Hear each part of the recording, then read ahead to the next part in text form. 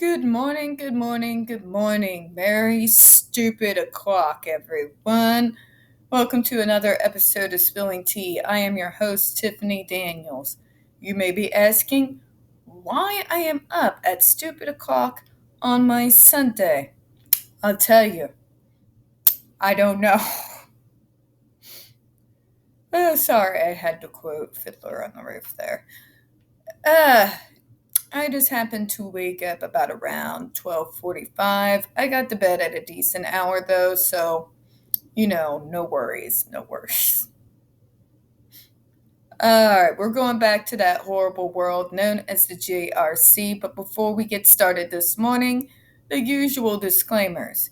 First off, you are going to see a link to the court documents we are taking a look at this morning, right there in the description box, alongside the other pertinent links to the Stop the Shocks campaign, including Autistic Hoya's massive archive from where we receive the bulk of all our materials for this channel. You're going to see the templates. Folks, for the love of God, put your name, click on your senator. Let's end adversive punishments and improper restraints in schools, okay? It kills people every single year.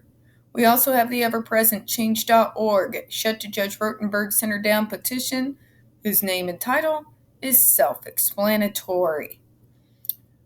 Right, folks, when we are talking about the JRC, you're going to hear vivid descriptions of, as well as see clips of video surveillance footage of, peoples with disabilities being tortured and abused. If you have young children present, please use your headphones. Also, folks, it is 3:44 a.m. stupid o'clock in the morning. So if I stumble over any of my words this morning, stare off into space, or if explicitives start leaving my mouth. My apologies in advance. And folks, we are still celebrating the fact that at least 7 senators is backing the original FDA ban on the electric skin shock devices. And they are supporting the FDA's fight to appeal the DC Circuit decision of July the 7th. Go to my last video from yesterday before the JD one, find out their names, send letters of support, and try to get a hold of your own senators. Call, send letters, ask them why they are not signed on that list. Ask if they intend to do anything to protect disabled people. All right, we are starting on back to where we left off the other day, which is the DDS's recent regulation banning level 3 aversives, and testimony and comments in support of the ban. So folks, for once, we're going to hear some common sense and some logic with people who have critical thinking skills. So, a little bit of a treat, for once. But still, calming tea. And please excuse my allergies. I have not had a chance to go get allergy medication yet this morning. Also, wish me luck, folks.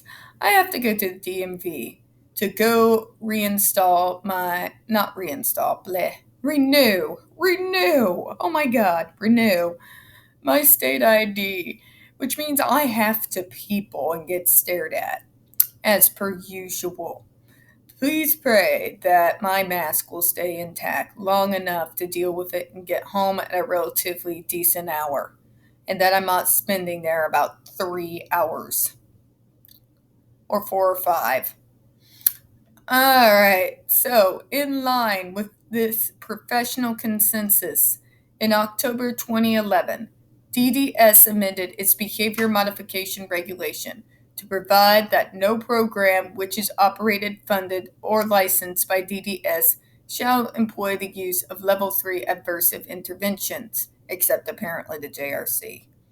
Exceptions may be granted only on individual-specific basis to people who, as of September 1st, 2011, have an existing court-ordered treatment plan, which includes the use of Level 3 aversive interventions, provided further that any such exemption may be granted each year thereafter if the exception is contained in the behavior treatment plan that has been approved by the court prior to September the 1st, 2011. In other words, folks, this means that the JRC, as of that time period, was not allowed to have the court order more adversive 3 treatments for new students coming in. However, when that DC Circuit Court decision was made, don't think for a minute they weren't using it as a precedent to get around this, because I can promise you they did. As of January 17th, 2013, 86 individuals at JRC had court-ordered treatment plans that authorized the use of Level 3 adversives. There are the only individuals who fall within the exception contained in the new regulation. It should have got them off of it too. God, seriously. DDS promulgated the regulation after fully complying with the requirements of Chapter 30A. In June 2011, DDS issued a notice of its intent to amend the regulation to ban the use of Level 3 adversives. It then held 2 full days of public hearings on the proposed amendment and reviewed and considered testimony and comments of hundreds of interested parties, including human rights organizations, clinicians, or professionals serving individuals with disabilities and severe behavioral challenges, provider organizations, a union whose members serve individuals with disabilities, family members of individuals with intellectual disabilities, autism, and other disabilities with challenging behaviors. My God, can you be more ableist? But you're challenging, Tiff. I got your challenge. Including the Massachusetts chapter of AAIDD, the ARC Massachusetts, TASH, the President's National Council on Disabilities, the National Association of State Directors of Developmental Disability Services, the Association of Developmental Disability Providers, the Massachusetts Developmental Disabilities Council, and many others. Further, JRC itself participated in the public hearings by offering oral and written comments. Of course they did. The comments received by DDS overwhelmingly supported adoption of the proposed regulation. In fact, no one outside the JRC community spoke in favor of the continued use of the Level 3 adversives. Oh, who's shocked? Who's shocked about that? No one. No one is shocked. Absolutely no one. And yet, when the July 7th freaking decision came down, you had media saying, but what other alternatives are out there? Sit down. Let me educate you. Combined written and oral comments, almost 300 supported the proposed ban. And all the comments in opposition were submitted by people affiliated with the JRC, including 59 JRC employees. So no one from the outside world who had any affiliation with the JRC backed them up. Nobody. That should be extremely telling, especially when you have professionals from other states, even those up and down the East Coast. Nobody came to their defense. Very telling, isn't it? Because most of us see this for what it is. The impediment posed by the decree to proper regulation of JRC and its use of Level 3 adversives. In conflict with this near universal agreement outside the JRC community that PBS should be used in place of adversive interventions, the decree has constrained DDS from ensuring that JRC is practicing the least restrictive and least intrusive treatment methods as required by the regulations.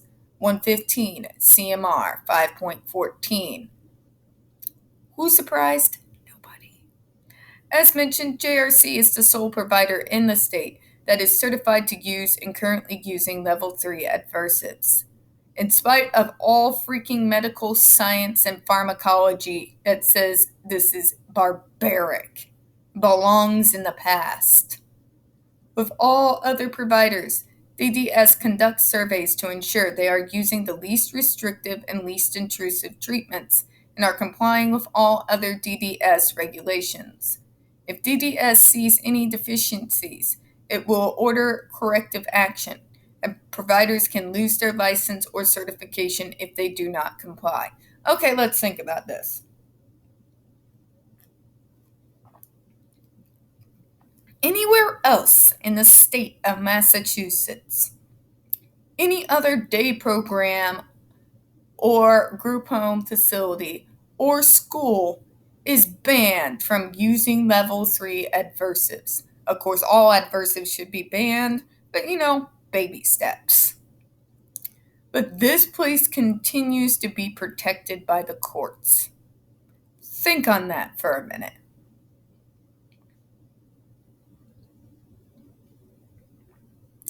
And the fact that DDS has full power and authority to regulate and yank licenses should they actually use those level 3 adversives.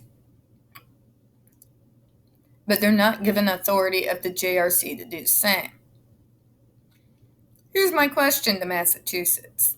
If DDS does not have the right to deny the JRC a license to operate due to what they are doing to the students there, and yet you give them the power and the authority to regulate everyone else, I'm seeing double standards here, aren't you?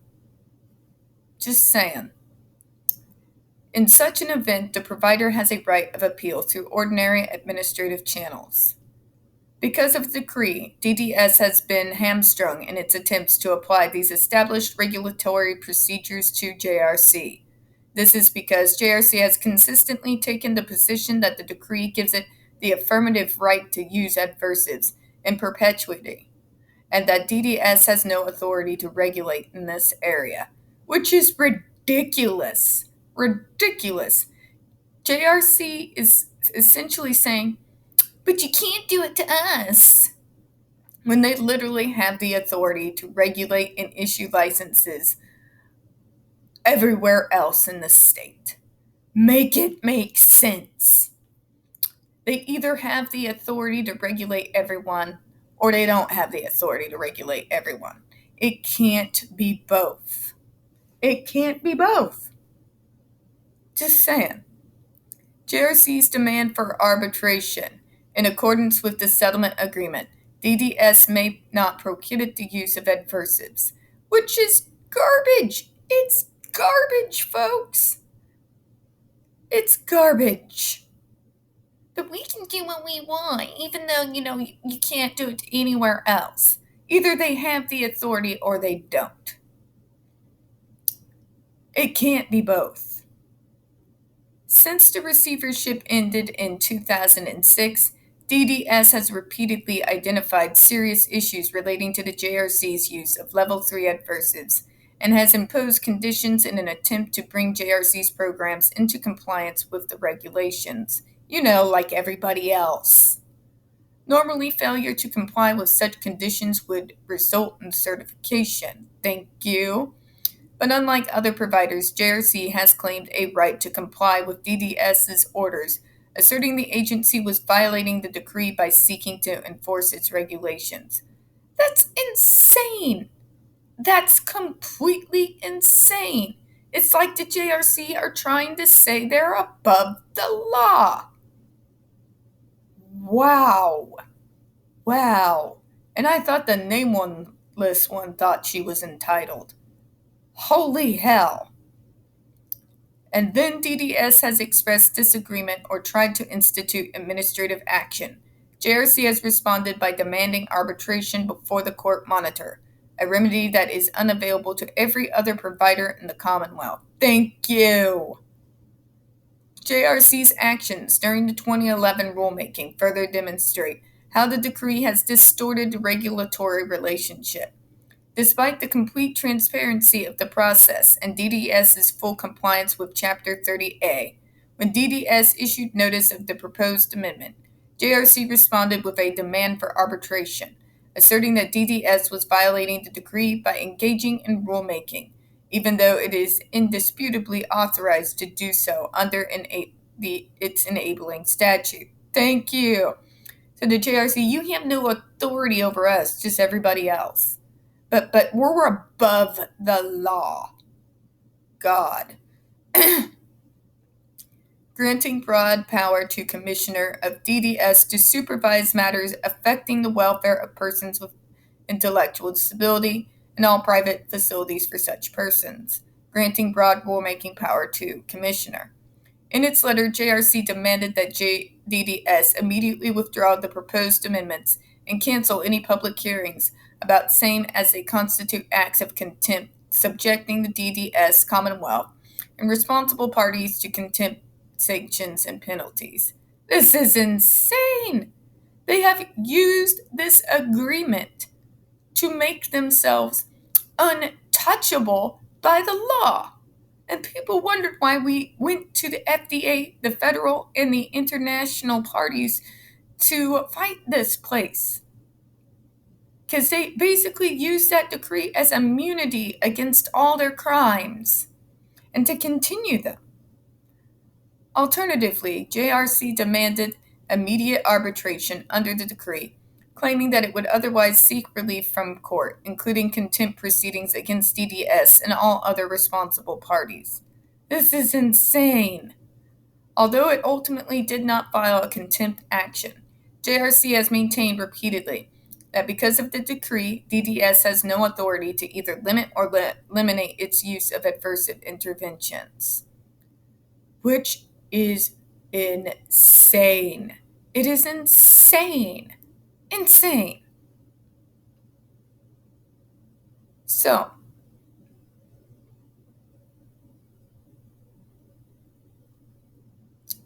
let's go over the argument.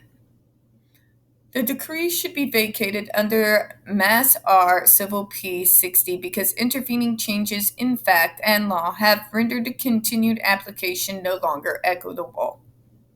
Massachusetts R Civil permits relief from a judgment where it is no longer equitable that the judgment should have prospective application. Thank you. This rule derives from the traditional power of a court equity to modify its decree in light of changed circumstances. Mitchell v. Mitchell, 62 Mass. Appointment Court 769, 778, 2005. Although there is little case law discussing a party's precise burden under the rule, the few courts that have considered the issue have uniformly concluded that these motions should be governed by the flexible standards set forth in the Rufo v. Inmates of Suffolk County Jail, 502 U.S. 367, 1992.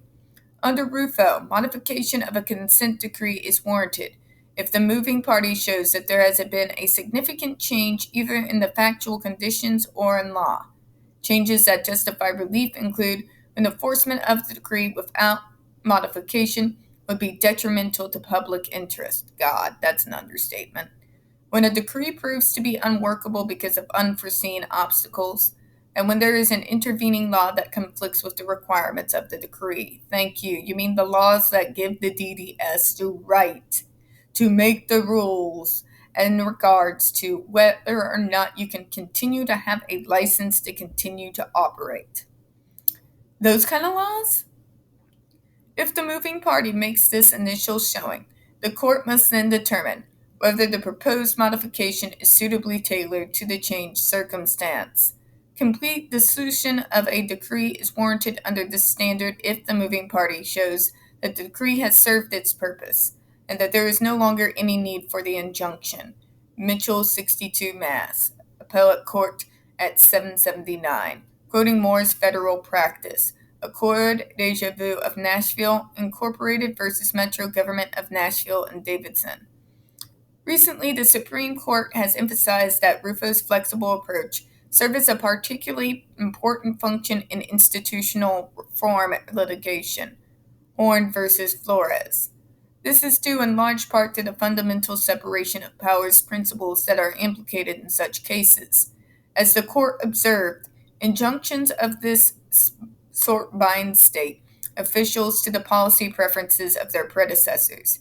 Yet the passage of time frequently brings about changed circumstances, changes in the nature of the underlying problem, changes in governing law or its interpretation by the courts, and new policy insights that warrant re examination of the original judgment. Enforcing an outdated decree thus runs the risk of improperly depriving future officials of their designated legislative and executive powers. Quotations marks omitted. See Rufo 502 U.S. at 381. The public interest is a particularly significant reason for applying a flexible modification standard in its institutional reform litigation, because such decrees reach beyond the parties involved directly in the suit and impact the public's right to the sound and effective operation of its institutions.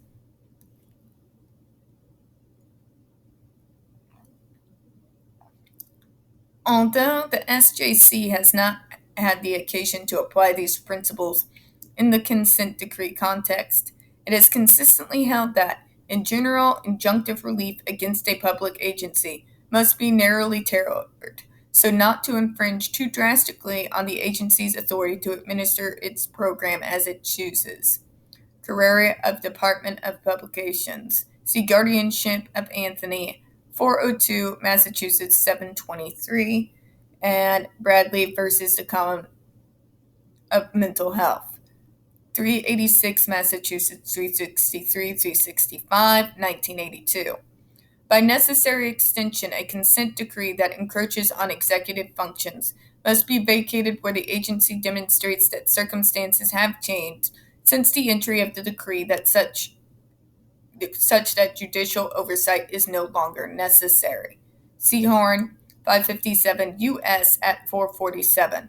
Once a state agency shows that factual or legal changes render continued enforcement of a consent decree contrary to the public interest, a court abuses its discretion when it refuses to modify the consent decree in the light of such changes. Thank you! Thank you! Thank you! Indeed, were the rule otherwise, the agency will be perpetually subject to the jurisdiction of the court, even absent any going violation of the law.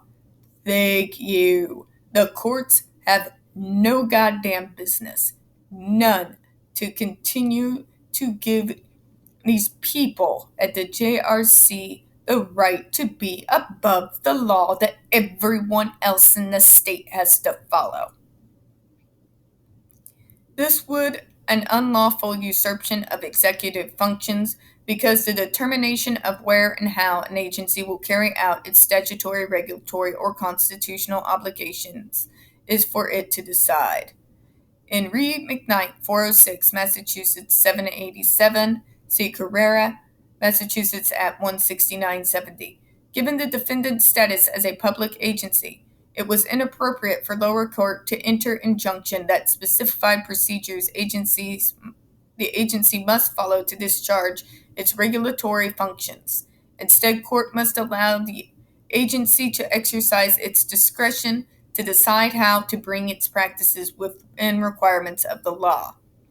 Here, two significant changes in circumstance require vacatur of the consent decree under Rule 60. First, the purpose of the decree has been fulfilled, as the parties intended that it only lasts for as long as needed to remedy the JRC for OFC's past bad acts. Because judicial supervision is thus no longer necessary, and indeed improper, the appropriate modification under Rufo is vacatur of the decree in its entirety. See Mitchell, 62, Massachusetts Appellate Courts at 779. Second, at a minimum, Part A of the decree should be vacated because current clinical evidence shows that use of Level 3 aversive no longer conforms to the accepted professional standard of care, and DDS has attended its regulations to incorporate this new standard. It would therefore be detrimental to the public interest for the decree to have continued application. Damn, get 'em. Get 'em. All right, what have we learned this morning, folks? We have learned that the JRC has used this 1988 settlement agreement as a means to put themselves beyond the law, that literally every other day program, institution still in operation, group home, and what have you, have to follow. For every other place in the state that provides services for people with disabilities and mental issues, the DDS has the authority to license or not license a facility, to supervise and take a look at to see if there is any abuse going on.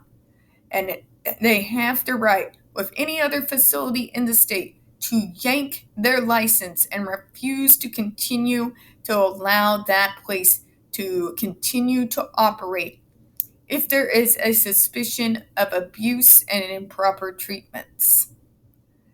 But the JRC waives that 1988 consent decree like it is a freaking weapon and uses it to put them beyond the law. See, the law dictates that DDS does indeed have the authority to regulate and to give licenses or revoke them. That's what the law says.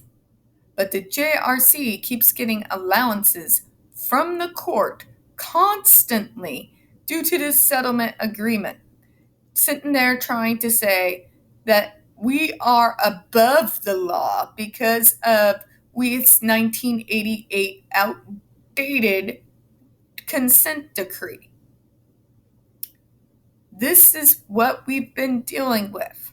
And the fact of the matter is, folks, that the legislators have backed them up. The courts have continued to back them up since 1988, agreeing with the JRC that yes, because of that consent decree, they are indeed above the law that everybody else has to follow. So you have to wonder why that is. Everyone else in the state have had to modify their treatment programs to come into balance with the law. Then why is this one place continued to allow to operate their horrific treatment plans with no regulation or intervention or supervision at all? Why? Why? I can't help but think it's this. That's the only thing I can think of. Because remember, folks, it is $280,000 a head every single year for the JRC. And they keep using this settlement to skirt the law. This is why we had to go to the FDA, because this state refuses to protect the students that are at this school. Refuses.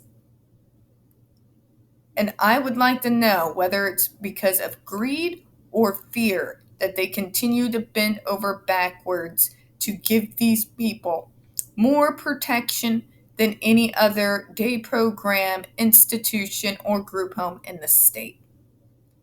Why they continue to say that the DDS has the authority and the power to regulate to whom they give license to operate and who they don't, except for this one damn school. And on those notes, we're going to go ahead and close out for this morning. We don't get very many views on this channel, especially on this subject. The few that we do get do tend to get removed from time to time. So folks, please don't forget to hit that like button, hit subscribe, don't forget to hit the comments. I do appreciate your time this morning. And as always, we here at Spilling Tea hope you have a good one. Bye-bye.